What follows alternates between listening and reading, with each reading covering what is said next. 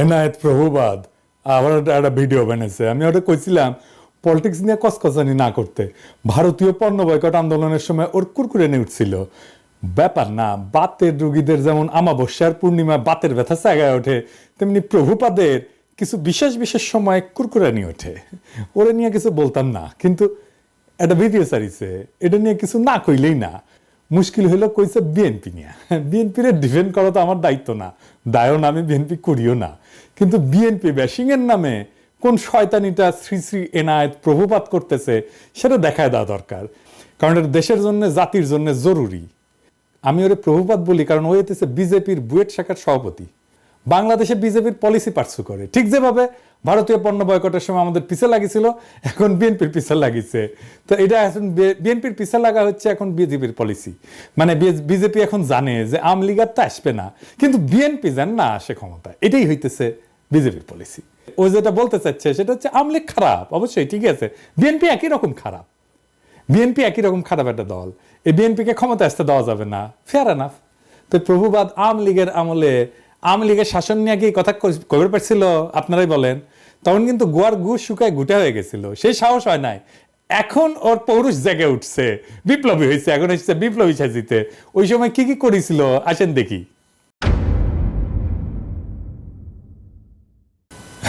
পদ্মা সেতু নিয়ে বই লিখেছিল, হ্যাঁ, পদ্মা সেতুর কত কিছু আবার ভিডিও করছিল পদ্মা সেতু নিয়ে। নির্বাচন আগে হাসিনার যেগুলো মেগা প্রজেক্ট, গুলো মেগা দুর্নীতির প্রজেক্ট, সেগুলো নিয়ে ও ভিডিও বানিয়েছিল। পদ্মা সেতু নিয়ে, মাতারবাড়ি নিয়ে, রামপাল নিয়ে, পায়রা নিয়ে, রূপপুর নিয়ে। রূপপুরে কি পরিমাণে টাকা মারিছে এখন সব খবর বাড়াচ্ছে, কিন্তু ওর কাছে আসে নাই গেলে সেই খবর, ওইটা প্রমোট করে গেছে।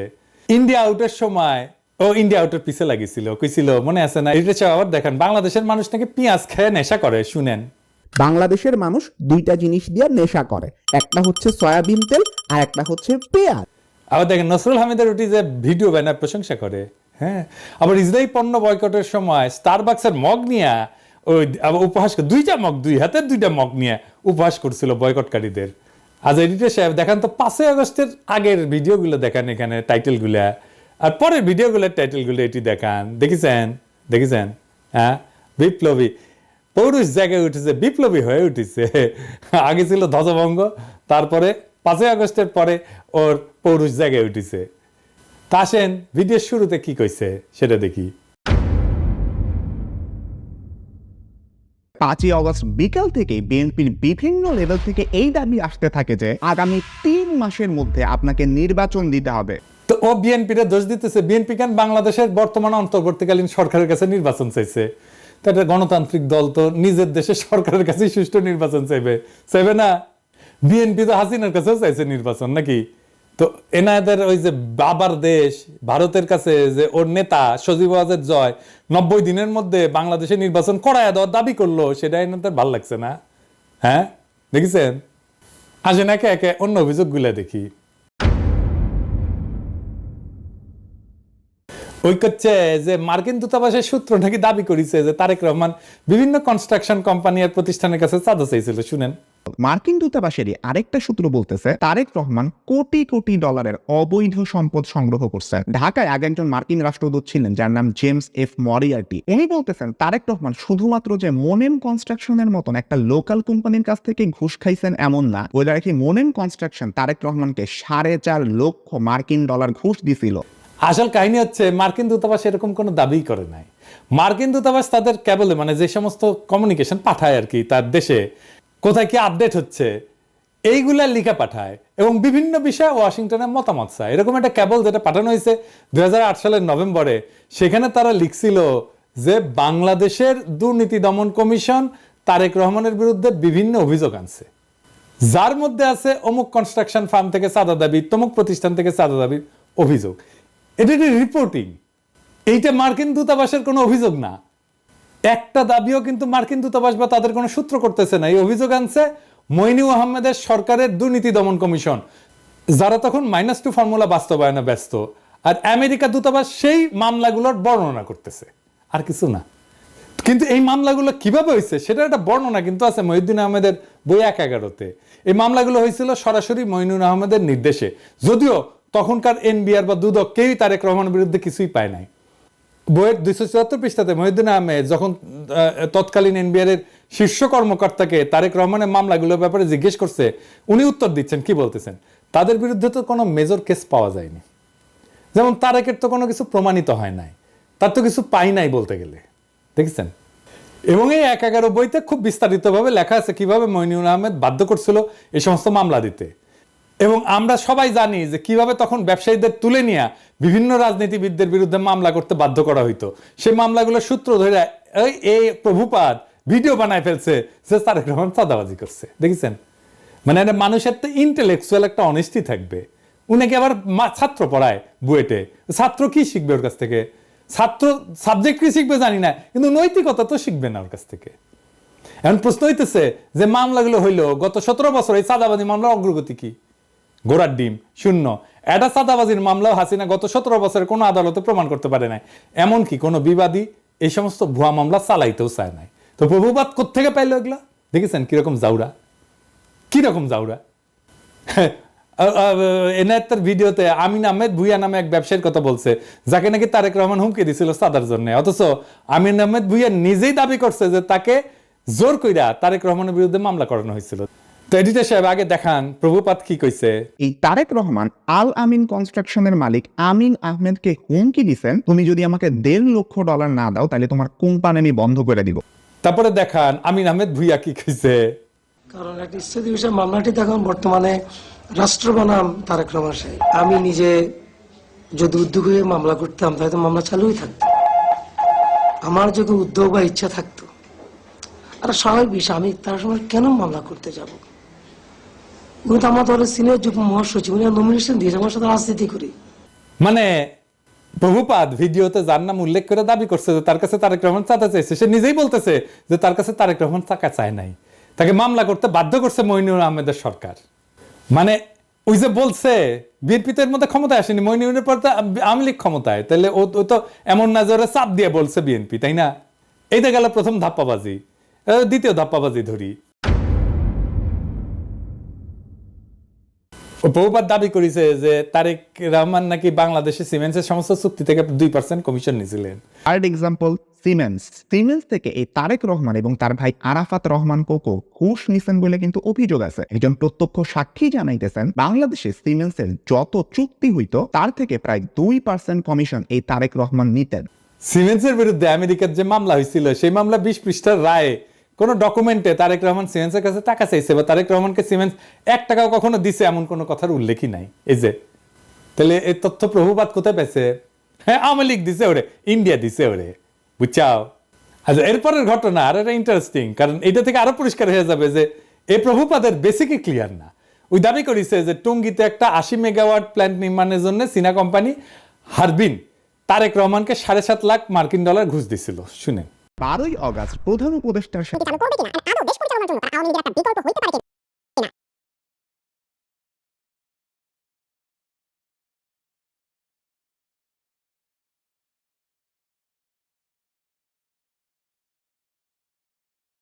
আসল কথা হচ্ছে হারবিন একটা টেন্ডার প্রক্রিয়াতে সর্বনিম্ন বিডার হিসেবে 2002 সালে মনোনীত হয়েছিল। এই দরপত্র নিয়ে কোনো মামলা হয়নি কখনোই। তাই হারবিনকে কাজ দিতে তারেক রহমান ঘুষ নিছিল দাবি ভুয়া, কারণ যার টেন্ডার সর্বনিম্ন হয় সে তো এমনি কাজ পাবে। মামলাটা আসলে কি ছিল? মামলাটা ছিল হারবিন এবং তাদের বাংলাদেশের পার্টনার নির্মাণ কনস্ট্রাকশনের টঙ্গীর বেসিক শিল্পনগরীতে যে পাওয়ার প্ল্যান্ট বানানোর কাজ পায় সেটার ওয়ার্ক অর্ডার নিয়ে। খাদিজা বেগম গিয়াসউদ্দিন আল মামুনকে দিয়ে পাওয়ার প্ল্যান্টের ওয়ার্ক অর্ডারটা তাড়াতাড়ি বের করে আনে। তো এটা কনসালটেন্সি ফি হিসাবে কিছু টাকা দিছিল বলে খাদিজা বেগম নিজে দাবি করছে আদালতে। খাদিজা বেগম পুরা মামলা কোথাও বলেন নাই যে এই টাকা তারেক রহমান খাদিজা বেগমের কাছে চাইছে বা দিতে বাধ্য করছে। তাই 2013 সালে এই মামলায় তারেক রহমানের নাম ছিল, কিন্তু তারেক রহমানকে খালাস দেয় আদালত। মানে হাসিনার আমলে তারেক রহমান আদালত থেকে খালাস পায়, হাসিনার আমলে। কিন্তু যে বিচারক খালাস দেয় সে আবার খালাসের রায় দিয়ে দেশে থাকতে পারে নাই, তারা এসকে সিনহার মতো দেশ ছাড়া করে বাধ্য করা। উনি মানে ফিনল্যান্ডে আছেন। এরপর প্রভুপাদ দাবি করেছে যে তারেক রহমান নাকি বসুন্ধরা গ্রুপের কাছ থেকে 21 কোটি টাকা নিয়েছিল একটা মামলার বিচার প্রভাবিত করতে। বসুন্ধরা গ্রুপের মালিকের একজন ছেলে আছে, নাম হচ্ছে শাফিয়াত সোবহান স্থানভীর। ইনি কিন্তু আনভীরেরই ভাই। আর বিরুদ্ধেও একটা খুনের মামলার বিচার প্রভাবিত করতেও তারেক রহমান 21 কোটি টাকা নিয়েছিলেন বলে অভিযোগ আছে। এই গল্পটা তখন ডিজিএফআই বানায় পেপারগুলোকে খাওয়াইছিল, যেটা 2016 সালে ডেইলি স্টারের মাহফুজ আনাম নিজেই স্বীকার করছে। সে বলছে ডিজিএফআই বানানো গল্প ছাপানোতে তার ব্যাড এডিটোরিয়াল জাজমেন্ট ছিল। ভুয়া গল্পটা হাসিনার ইন্ডিয়ার দালাল এনায়েত আজকে ওই জেনজিদের খাওয়াইতে আসছে, কোনো ধরনের রিসার্চ না কইরাই কিরকম জাউরা দেখেন। আকবর সোবহান সাহেবের ছেলেকে বাঁচানোর জন্য তারেক জিয়া এত কোটি টাকা দিচ্ছে, একদম ফিগারটা সব উল্লেখ ছিল, 50 কোটি টাকা দিচ্ছে। এটা খুব সুন্দর। তুমি প্রথমে তোমাকে বলতে হবে ডেইলি স্টারে ছাপা হয় না, শুধু প্রত্যেকটা কাগজে লিড করেছেন এটা। না প্রত্যেকটা, আই ডোন্ট রিমেম্বার দ্যাট। না আমার মনে আছে না, এই প্রত্যেকটা কাগজে ওটা ছেপেছে। আমি মনে করি যে আমার সাংবাদিকতার সময়ে ওই সময়ে ডিজিএফআই এর দেওয়া নিউজ আনসাবস্টেন্টেটেড, আমি যেটা ইন্ডিপেন্ডেন্টলি প্রমাণ করতে পারি নাই, ওটা আমি লিখেছি, ইন্ডিপেন্ডেন্টলি ভেরিফাই করতে পারছি না। কিন্তু তুমি যদি আমাকে জিজ্ঞেস করো আমার সাংবাদিক জীবনে, এডিটরের জীবনে ওটা হচ্ছে একটা বিরাট ভুল। আমি ভুল করেছি। ওই সময় ডিজিএফআই এর দেওয়া নিউজ আমার ছাপানো উচিত হয়নি। ইট ওয়াজ এ ব্যাড এডিটোরিয়াল জাজমেন্ট।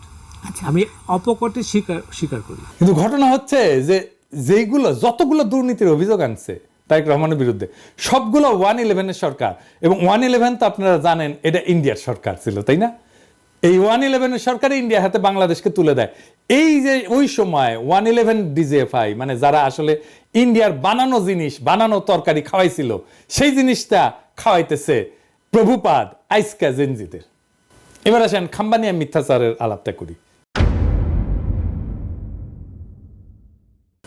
ওই 111-এর সরকারের সময় খাম্বা দুর্নীতি সহ বিদ্যুৎ খাতের দুর্নীতি তদন্তে ওরিব ইউনিভার্সিটি বুয়েটের সাবেক ভিসি আব্দুল মতিন পাটোয়ারির নেতৃত্বে একটা তদন্ত কমিটি তৈরি করা হয়েছিল। সেই রিপোর্টটা পর্যন্ত এখনো প্রকাশ হয়নি।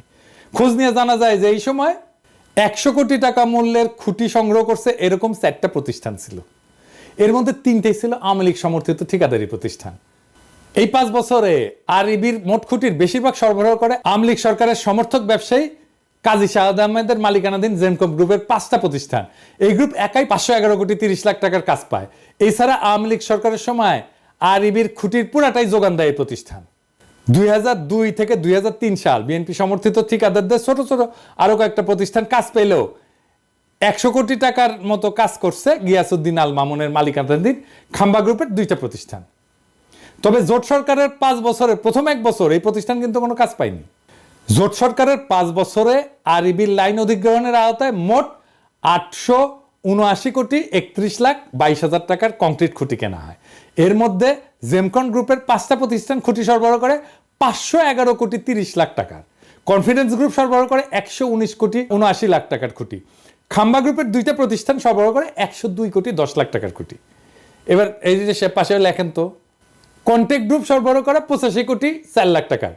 এছাড়া টেস্কো পাওয়ার লিমিটেড 24 কোটি, রয়্যাল গ্রিন 13 কোটি, লুমেক রুম্বার 20 কোটি ও এবং অন্য একটা প্রতিষ্ঠান নাম ভুলে গেছি 25 লাখ টাকার একটা খুঁটি সরবরাহ করে। 2003-4 সালে আরইবির মোট খাম্বা কেনে 214 কোটি টাকার। এর মধ্যে জেমকন 104 কোটি, মানে অর্ধেকেরই। খাম্বা 41 কোটি, কনফিডেন্স 31 কোটি, কন্টেক্ট 26 কোটি, টেস্কো পাওয়ার 20 কোটি, রয়্যাল গ্রিন 5 কোটি টাকার কাজ পায়। 2004-5 সালে আরইবির মোট খুঁটি কেনে 194 কোটি টাকা। এর মধ্যে জেমকন 87 কোটি টাকা, খাম্বা মাত্র 29 কোটি, কনফিডেন্স 27 কোটি, কন্টেক্ট 21 কোটি, রয়্যাল গ্রিন 5 কোটি টাকা, অন্য একটা কোম্পানি 2 কোটি টাকার কাজ পায়। 2005-6 সালে 127 কোটি টাকা কাজের মধ্যে জেমকন 68 কোটি, খাম্বা 25 কোটি, কনফিডেন্স 25 কোটি, কন্টেক্ট 11 কোটি, রয়্যাল গ্রিন 2 কোটি টাকার কাজ পায়। তাহলে দেখা যাচ্ছে খাম্বার সাথে দুর্নীতিতে ওতপ্রোতভাবে জড়িত ছিল আওয়ামীপন্থী ব্যবসায়ী কাজী শাহাদের জেমকন গ্রুপ, তাই না? হিসাবটা কি বলে? হিসাব তো পাক্কা হিসাব, আপনি নিয়ে আসতে পারেন, এখনো নিয়ে আসতে পারেন, এইসব তো সরকারের কাছেই আছে। তো খাম্বা কি প্রভুপাত পাশায় ঢুকাইছে? হ্যাঁ, খাম্বা বেচলো আওয়ামী লীগ আর প্রভুপাতের পশ্চাতে ঢুকলো বিএনপির খাম্বা। হ্যাঁ, এবার আসেন জিয়া অরফানেজ ট্রাস্ট নিয়ে কথা কই। 6 number example, Zia orphanage trust fund আছে যেখানে এতিমদের জন্য টাকা আসে। ওই ফান্ডের অ্যাকাউন্ট থেকেও 2 কোটি টাকা হাতে আনেন এই তারেক রহমান। উনি তার নিজ শহর বগুড়াতে একটা জমি কেনার জন্য এই ট্রাস্টের তহবিলের টাকা ইউজ করে। ওই দাবি করেছে যে জিয়া অরফানেজ ট্রাস্ট ফান্ডের অ্যাকাউন্ট থেকে 2 কোটি টাকা হাতায় নিয়ে তারেক রহমান বগুড়া একটা জমি কিনছিল। সত্য ঘটনা হচ্ছে তারেক রহমান কোনো টাকা হাতায় নিয়ে জমি কেনে নাই, এই জমি কেনা হয়েছিল জিয়া অরফানেজ ট্রাস্টের নামে। দেখেন, যেটাই মামলার রায় বলা আছে, তারেক রহমান অরফানেজ ট্রাস্টের টাকায় নিজের নামে কোনো জমি কেনে নাই, এটা হাসিনার আদালতও বলে নাই, কোনোদিন দাবিও করে নাই, কিন্তু হাসিনা আর ইন্ডিয়ার দালাল এনায়েত প্রভুপাদ দাবি করেছে। এবার আসেন রাজনৈতিক ষড়যন্ত্র নিয়ে আলাপ করি। দ্বিতীয় এক্সাম্পল, 10 ট্রাক অস্ত্র। বাংলাদেশের ইতিহাসে সর্ববৃহৎ অস্ত্র আর গোলা বারুদের চালান আটক করা হয় 2004 সালের 1 এপ্রিল রাতে। তো প্রভুপাদ হঠাৎ কইরা দুর্নীতি বিশেষজ্ঞ থেকে রাজনৈতিক ষড়যন্ত্র বিশেষজ্ঞ হয়ে গেল, ব্যাখ্যা করতে আসছে 10 ট্রাক অস্ত্র মামলা নিয়ে। তো 10 ট্রাক অস্ত্র মামলার ব্যাপারে আমাদের প্রভুপাদের দেখা যাচ্ছে যে আমাদের দেশের মানুষের উপরে ভরসা কম, তাই সব সূত্র হচ্ছে ভারতীয় গোয়েন্দারা, যারা 10 টাকা অস্ত্রের দোষ চাপায় বাংলাদেশকে বিপদে ফেলতে বদ্ধপরিকর ছিল। এখানে যদি বিএনপির কোনো ভুল থাকে, তাহলে কি বর্তমান অন্তর্বর্তীকালীন সরকারের প্রধান উপদেষ্টা ডক্টর ইউনূসকে একইভাবে দোষারোপ করা যাবে না? উনিও তো ভারতের টিভি মিডিয়া এনডিটিভির সাথে সাক্ষাৎকারে বলছেন, বাংলাদেশকে ভারত অস্থিতিশীল করতে চাইলে ভারতের 7 সিস্টার অক্ষত থাকবে না, বলছে না? তাইলে ভারতকে চাপে রাখার ব্যাপারে পররাষ্ট্রনীতি কি বিএনপির ভুল ছিল? এই নীতির কারণে বিএনপির ভোট পেতে বাধা থাকবে কেন? আবার নিজেই বলছে যে বিএনপি ক্ষমতা আঁকড়ে ধরে রাখতে চায়নি, সেটা কি প্রমাণ করে না যে বিএনপি গণতন্ত্র চাইছে বারবার? আমরা এই প্রসঙ্গে পরে আসব। এরপর সে ব্যাখ্যা করতে গেল 21 আগস্টে গ্রেনেড হামলা।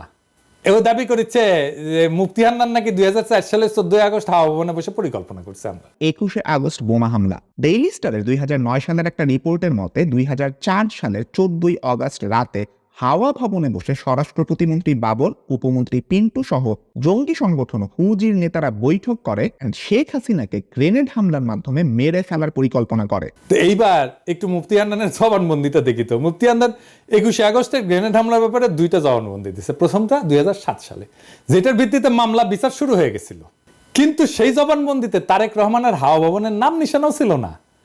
এই জন্য শেখ হাসিনা 2009 সালে মুফতি হান্নানকে রিমান্ডে নিয়ে নির্যাতন করিয়া তারেক রহমানের হাওয়া ভবনের নাম বের করার দায়িত্ব দেয় তার বিশ্বস্ত দালাল আব্দুল কাহার আকন্দকে। এরপরে 120 দিন রিমান্ডে নির্যাতনের পর মুফতি হান্নানকে দিয়া জোর কইরা 2011 সালে বলানো হয় যে এই হামলার আগে সে হাওয়া ভবনে তারেক রহমানের সাথে দেখা করছিল। এই জন্য 2024 সালের নির্বাচনে আব্দুল কাহার আকন্দকে হাসিনা নৌকা মার্কা প্রার্থী করে। এই দেখেন, এই নির্বাচনে আওয়ামী লীগ থেকে আমাকে নৌকা মার্কা প্রদান করা হয়েছে।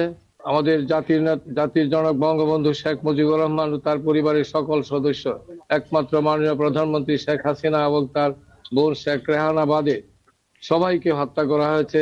এমনকি 10 বছরের শিশু রাসেলকেও হত্যা করা হয়েছে।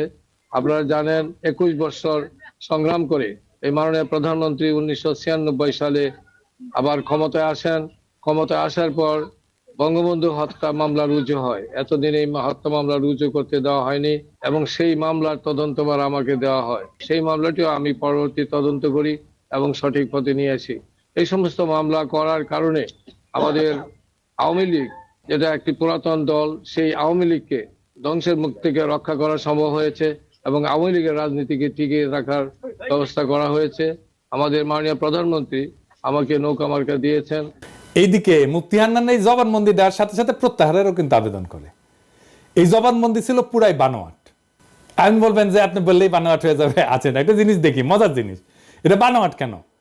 মুফতি হান্নান কবে কত তারিখে হাওয়া ভবনে তারেক রহমানের সাথে দেখা করতে গেছিল সেটা মনে করতে পারে নাই, তাই তার সাক্ষ্যে লেখা ছিল তারিখ এবং সময় মনে পড়ছে না। অথচ হাওয়া ভবনে তার বৈঠক ছাড়া বাকি সমস্ত ঘটনার তারিখ সহ বিস্তারিত বর্ণনা করছে মুফতি হান্নান। শুধু হাওয়া ভবনের মিটিংটার তারিখ তার মনে নাই। এখন আসেন একটা আদালত কিভাবে কাজ করে বোঝায়, কারণ হাসিনার আর মোদির ঘেটুপুত্র এনায়েত প্রভুপাদ আবার এগুলো বুঝবে না।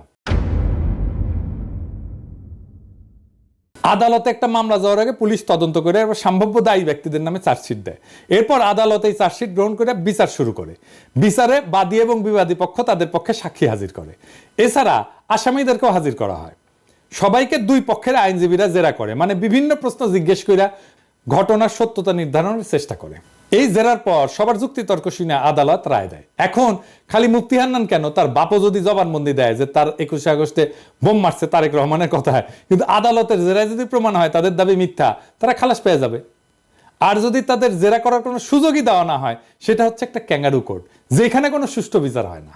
তাহলে যেখানে 21শে আগস্টের এই পুরা মামলায় মুফতি হান্নানের জবানবন্দির উপর তৈরি, সেই মুফতি হান্নানকে এই মামলায় জেরারই সুযোগ দেওয়া হয় নাই, বুঝছেন? জেরা করার ঠিক আগে মুফতি হান্নানকে ফাঁসিতে ঝুলায় খুন করে শেখ হাসিনা, যেন এই ঘটনার পিছনের সত্য সামনে না আসে। বুঝছেন তো কি রকম ক্যাঙ্গারু কোর্ট, কি আদালত, কি রায়, কি বিচার হয়েছে? মুফতি হান্নানের জবানবন্দি ছাড়া এই মামলার বিচারিক প্রক্রিয়াতে কেউ দাবি করে নাই যে হাওয়া ভবনে কোনো মিটিং হয়েছিল, যেখানে এই হামলার সিদ্ধান্ত নেওয়া হয়েছিল। আর মুফতি হান্নানকে অকথ্য নির্যাতন করে একটা জবানবন্দি আদার করলে সে জবানবন্দির কোথাও এই মিটিং এর তারিখের উল্লেখ নাই, আগে বলছি। কিন্তু হাসিনার দালাল, ইন্ডিয়ার দালাল এনায়েত প্রভুপাত জেনে গেছে যে মিটিং ঠিক 14ই আগস্ট হয়েছিল। শুনেন, ডেইলি স্টারের 2009 সালের একটা রিপোর্টের মতে 2004 সালের 14ই অগস্ট রাতে হাওয়া ভবনে বসে স্বরাষ্ট্র প্রতিমন্ত্রী বাবর, উপমন্ত্রী পিন্টু সহ জঙ্গি সংগঠন হুজির নেতারা বৈঠক করে and শেখ হাসিনাকে গ্রেনেড হামলার মাধ্যমে মেরে ফেলার পরিকল্পনা করে। কই পেয়েছে? প্রমাণ দেখাতে পারবো? ওকে বলবেন প্রমাণ দেখাইতে। মানে যে হামলা করছে সে মনে করতে পারতেছে না কবে হয়েছে মিটিং, আর এনায়েত প্রভুপাত যাই না বসে আছে। বাবা, কঠিন তালেবর। দেখেছেন, অপরাধী সব জায়গায় তার অপরাধের চিহ্ন রেখা যায়। মিটিং এর তারিখটা এখানে কেন গুরুত্বপূর্ণ এটা বোঝা দরকার। মিটিং এ যারা উপস্থিত ছিল তারা সবাই রাষ্ট্রের গুরুত্বপূর্ণ ব্যক্তি, 2 জন এমপি, গোয়েন্দা বাহিনী প্রধান, তারেক রহমান নিজে। তো এত গুরুত্বপূর্ণ মানুষ যাদের প্রত্যেকের সাথে তো অনেক লোক থাকে, তাই না? তাদের এপিএস থাকে, বডিগার্ড থাকে, ড্রাইভার থাকে, আরো অনেক স্টাফ থাকে তাদের সাথে। কিন্তু কেউ কিন্তু একা না, আমাদের মতো না, সাধারণ মানুষ না। তাদের প্রত্যেকটা মিটিং এর শিডিউল থাকে, যেগুলো তার পিএসরা ম্যানেজ করে, এবং অনেকের সাথে মিডিয়ার লোকজনও থাকে তো সার্বক্ষণিক, তাই না? এখানে তো দেখবে কোথায় যাচ্ছে, কি করতেছে, সব জায়গায় মিডিয়ার লোকজন থাকবে। তাই রাষ্ট্রীয় দায়িত্বপ্রাপ্ত কোনো গুরুত্বপূর্ণ ব্যক্তি কোনো নির্দিষ্ট তারিখে মুফতি হান্নানের যদি উল্লেখ করতো, তাহলে বের করে ফেলা যেত যে গুরুত্বপূর্ণ ব্যক্তিরা সেদিন হাওয়া ভবনে ছিলেন না, এই পুরো মামলায় ডিসমিস হয়ে যেত। তাই সরকারি এই বানোয়াট জবানবন্দিতে জোর করে মুফতি হান্নানকে দিয়ে দেখায়, যেখানে যখনই তারিখের কথা আসছে তখন মুফতি হান্নানকে বলতে হয়েছে যে তারিখ আর সময় মনে নাই। এই এমপি, এতগুলো এমপি, 2 জন এমপি, স্বরাষ্ট্রমন্ত্রী, তারপরে তারেক রহমান, এতগুলো লোকের একটা দিন হাওয়া ভবনে গেছে, ওইটা বাইর করা যাবেই যাবে যদি এটা ঘটে থাকে সত্যি সত্যি। কিন্তু এত বুদ্ধি ওর মাথার থাকলে তো ওর তার ইন্ডিয়ার দালালি করতে হয় না, হাসিনারও দালালি করতে হয় না। এরপরে প্রভুপাত দাবি করছে যে বিএনপি নেতারা নাকি বাংলা ভাইয়ের জেএমবি কে পৃষ্ঠপোষকতা করছে। বিএনপি জামায়াত জোট সরকার জঙ্গি গোষ্ঠীকে তোষণ করত, তাদেরকে পালতো এন্ড পরে নিজেদের কাজেও ব্যবহার করছে। তার সোর্সকে জানেন? নূর মোহাম্মদ কিশোরগঞ্জ থেকে নৌকা মার্কা নিয়ে ভোট ডাকাতি করে যে তা আওয়ামী লীগের সাবেক সংসদ সদস্য। এই লোক নিজেই ছিল বাংলা ভাইদের দোসর।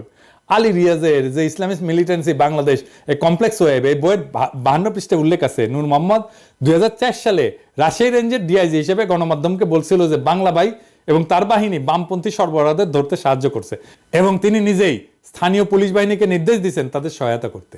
তাহলে দেখেন বাংলা ভাই আসলে কারা সাহায্য করছে। তো এইসব কইরা বিএনপিকে বিপদে ফেলে আওয়ামী লীগের নমিনেশন যেটা ভোট ডাকাতকে সূত্র ধরে এনায়েত প্রভুপাত বলতেছে যে বিএনপির নেতারা নাকি জঙ্গিদের পৃষ্ঠপোষকতা দিচ্ছে। তবে এটা সত্য যে জেএমবির এই ঘটনা বিএনপির ক্ষমতা হারানোর কারণ। কিভাবে এটা একটু দেখি। একটা রাষ্ট্রে বল প্রয়োগের একচেটিয়া কর্তৃত্ব থাকে আর কারণ না, রাষ্ট্রের কাছে। এই কর্তৃত্ব আর কারো কাছে চলে গেলে বল প্রয়োগের দ্বিতীয়, তৃতীয়, চতুর্থ যদি জিনিস তৈরি হয়ে যায় তাহলে রাষ্ট্র ক্ষমতাহীন হয়ে যায়। হাসিনার পুলিশ আমাদের মারবে, এটাই নিয়ম। যতদিন আমাদের একচেটিয়া ভাবে মারতে পারবে ততদিনই হাসিনার ক্ষমতা। আমরা যখন ঠোলা মেয়েরা ঝুলে রাখতে পারলাম না তখনই হাসিনা পলাইলো, বুঝছেন? তা খালেদা জিয়া সরকার ক্ষমতায়, যেখানে বাংলা ভাই প্যারালাল একটা বল প্রয়োগ করে, তাহলে খালেদা জিয়ার ক্ষমতা কোথায় থাকে? থাকে না তো। রাষ্ট্রের 2টা ক্ষমতা থাকে না, এক বনে 2 বাঘ থাকে না, এক বনে একটাই বাঘ থাকে। আমরা বাঘ হয়ে উঠতে পারছিলাম জন্যই হাসিনা পলাইছে, বুঝছাও? বাংলা ভাই ওইখানে তাণ্ডব করতেছে, আর বিএনপির মন্ত্রীরা বলতেছে বাংলা ভাই মিডিয়ার সৃষ্টি। এটা তো বিএনপির দোষ। যদিও 2005 সালে 17ই আগস্ট জেএমবি আত্মপ্রকাশ করে, তারপরে 1 বছরের মাথায় জঙ্গি সংগঠনের সমস্ত নেতাকে গ্রেপ্তার করে পুরো সংগঠনটা ভেঙে দেওয়া হয়। এটা নিয়ে টাইম ম্যাগাজিন একটা প্রচ্ছদ প্রতিবেদনও করে, কিন্তু ড্যামেজ যা হওয়ার তা হয়ে গেছে ততদিনে। গ্রেনেড হামলা নিয়ে কথাটা বলি, যে গ্রেনেড হামলা নিয়ে বিএনপির লোকেরা নানা কথা বলে হাসিনায় তদন্ত করতে দেয় না, কিন্তু এটাও সত্য। জজমিয়া নাটক কিন্তু বিএনপির আমলে হয়েছিল। গ্রেনেড হামলা একটা বিশ্বাসযোগ্য তদন্ত করতে না পারার দায় বিএনপির। এটা আমি আগেও বলছি, এখনো বলতেছি। আরো বিএনপির আরো সমস্যা আছে। র্যাব বানানো হয়েছে, এটা বিএনপির একটা মারাত্মক ভুল। বিএনপি আমলে র্যাব বিচার বহির্ভূত হত্যাকাণ্ড শুরু করে, এইটা মানবাধিকার লঙ্ঘন, এর দায় বিএনপি। এবং এখনো পর্যন্ত বিএনপি যে এটা ভুল কাজ ছিল সেটা স্বীকার করে না।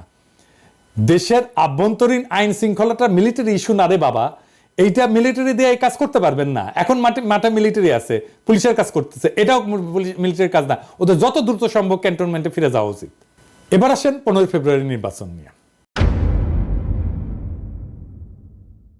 1996 সালে 15 ফেব্রুয়ারি নির্বাচনের ভুল প্রেক্ষাপট বর্ণনা করছে। বাস্তবতা হচ্ছে যে বিএনপি জনগণের দাবি মেনে নিয়ে তত্ত্বাবধায়ক সরকারের অধীনে নির্বাচন দিতে চাইছিল, কিন্তু সংবিধান সংশোধনের জন্য যথেষ্ট সংখ্যক সংসদ সদস্য ছিল না, কারণ আওয়ামী লীগ, জামাত সহ সকল দলের সংসদ সদস্য সংসদ থেকে পদত্যাগ করছিল।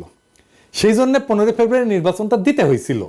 15 ফেব্রুয়ারি নির্বাচনের মাধ্যমে নতুন সংসদ তত্ত্বাবধায়ক সরকারের বিল পাস করে বিএনপি পদত্যাগ করছিল। এটা তো একটা নিয়মের কারণে বা নিয়ম রক্ষার জন্য করছিল।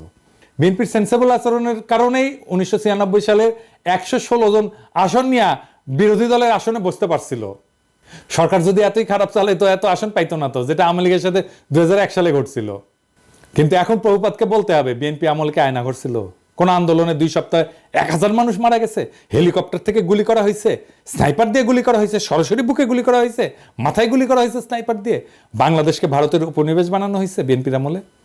বাংলাদেশের রাজনীতিতে ভারত হস্তক্ষেপ করছে, পর 3 টার্মে ভোট দেওয়া বন্ধ করে দিছে, লক্ষ কোটি টাকা পাচার হয়েছে, একটা গুমের ঘটনা ঘটছে, লাখ লাখ লোককে দেশান্তরী হইতে হয়েছে আমার মতো, নাকি বিপ্লব হয়েছে এরকম বিএনপি সরকারকে উৎখাতের জন্য? বিএনপি সরকারের বিরুদ্ধে কথা বলার জন্য পিটায় মারা হয়েছে কখনো? আওয়ামী লীগ ফ্যাসিবাদ কায়েম করছে, বিএনপি কখনো ফ্যাসিবাদ কায়েম করছে? বিএনপি 57 জন সেনা অফিসারকে মারছে বিদ্রোহের নামে? বিএনপি রাতের আধারে আলেমদের মাইরা লাশ গুম করছে? বিএনপি আমলে দুর্ভিক্ষ হয়েছে? এরপরে বলে বিএনপি আওয়ামী লীগ এক। স্বাধীনতার পর আওয়ামী লীগ 25 বছর শাসন করছে, বিএনপি করছে 15 বছরের মতো। আওয়ামী লীগ মাত্র একবার শান্তিপূর্ণভাবে ক্ষমতা হস্তান্তর করছে, 2 বার তাকে নির্বাচন দিয়ে হটানো যায় না, রক্তাক্ত বিপ্লব করে হটাইতে হয়েছে। হ্যাঁ, শালার আমি জাউরা সিল দেই নাই না? হ্যাঁ, দেন এডিটর সাহেব, দেন জাউরা সিল দিয়ে দেন, 2 বার দেন, 3 বার দেন। 111 একটা পলিসি ছিল -2, মানে হাসিনা খালেদা দুইটাই বাদ, কিন্তু আসলে ওইটা -1, মানে Hasina in Khaleda out. BNP জামাতকে ক্ষমতায় আসতে দেওয়া যাবে না, এটা ইন্ডিয়ান লাইন, এটা বিজেপি কংগ্রেস সবার লাইন। কারণ বিএনপি জামাত ক্ষমতায় থাকলে ইন্ডিয়ার বাংলাদেশে ভাত নাই। ভারতীয় পণ্য বয়কটে ভারতকে বাঁচাইতে আসছিল প্রভুপাত, এখন আওয়ামী লীগের পতনে ইন্ডিয়াকে বাঁচাইতে আসছে প্রভুপাত, কারণ ইন্ডিয়া জানে যে আওয়ামী লীগের জিন্দগিতে ক্ষমতায় আসতে পারবে না। বাংলাদেশে ইন্ডিয়ার অনেক সফট অ্যাসেট আছে, এই প্রভুপাত তার মধ্যে একটা, ইন্ডিয়ার সফট অ্যাসেট। এরকম আরো অ্যাসেটকে মাঠে নামাবে ইন্ডিয়া, এই যে রোকে অ্যাপ্রাজি আর একটা সফট অ্যাসেট। তবে প্রভুপাত, তোমার ইন্ডিয়ান সফট অ্যাসেট মার্ক করে রাখলাম, যেদিন ভারতীয় পণ্য বয়কটের পিছিয়ে লাগছো সেদিনই মার্ক করে রাখছি। আমার মার্ক করা ভুল হয় না, বুঝছাও? তো একটা জিনিস জানো, কয়া রাখি, বাঘে শুইলে 18 গা, ঠোলায় শুইলে 36 গা, আর পিনাকি শুইলে জয় বাংলা।